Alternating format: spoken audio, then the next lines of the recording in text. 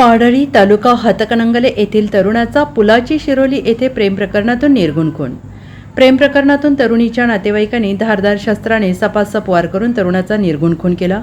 ही घटना शुक्रवारी रात्री 12 वाजण्याच्या सुमारास पुणे बंगलोर राष्ट्रीय महामार्गाच्या शेजारी पुलाची शिरोलीतील सांगली फाटा बुधले मंगल कार्यालय येथे घडली। खून झालेला तरुण हा पाडळी तालुका हातकणंगले येथील होता। तो सैन्य दलात आर्मीत भरती होण्यासाठी प्रयत्न करत होता। त्याआधी जीवनातूनच तो संपला आणि त्याचे आर्मीचे स्वप्न अपुरेच राहून गेले। घटनास्थळावरून आणि पोलिसांनी दिलेली माहिती अशी की मयत तरुणाचे नाव संकेत संदीप खामकर, वय वर्ष 19, राहणार पाडळी तालुका हातकणंगले असे असून त्याचे पेठ वडगाव येथील एका मुलीशी प्रेम संबंध होते। त्या मुलीच्या नातेवाईकांचा पुलाची शिरोलीतील बुधले मंगल कार्यालयात बारशाचा कार्यक्रम होता।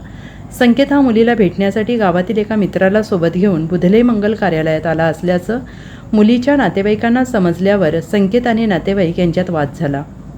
या वादातून नातेवाईकांनी त्याच्यावर धारदार शस्त्राने हल्ला करून त्यास ठार मारले।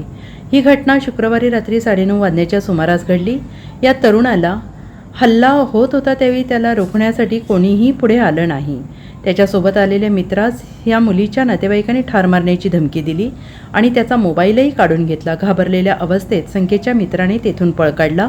त्याने शिरोली फाटा येथे येऊन अनोळखी व्यक्तीच्या मोबाईलवरून गावात फोन करून घडलेल्या घटनेची माहिती दिली। संकेतला वेळेवर उपचारासाठी रुग्णालयात दाखल केले असते तर त्याचा जीव वाचला असता। संकेत 5 वर्षाचा होता त्यावेळी त्याच्या वडिलांचं निधन झालं आहे। त्यानंतर संकेतची आई संकेतला सोडून तिच्या माहेरी निघून गेली आहे। त्यानंतर आजपर्यंत संकेतचा सांभाळ त्याच्या आजी आणि चुलत्यांनी केला होता। संकेतच्या खुनाच्या बातमीने पाडळी गावात खळबळ उडाली आहे। शिरोली MIDC पोलीस ठाण्यात त्याचा गुन्हा दाखल झाला आहे। यातील आरोपी हा एका प्रकरणात सजा भोगत आहे। तो नुकताच पॅरोलवर बाहेर आला असं समजतं। सहाय्यक पोलीस निरीक्षक पंकज गिरी तपास करत आहेत। त्याच्या पश्चात वयस्कर आजी आजोबा आणि लहान बहीण असा परिवार आहे। ब्युरो रिपोर्ट SBN मराठी, पुलाची शिरोली, कोल्हापूर। सोबत प्रतिनिधी कुबेर हंकारे।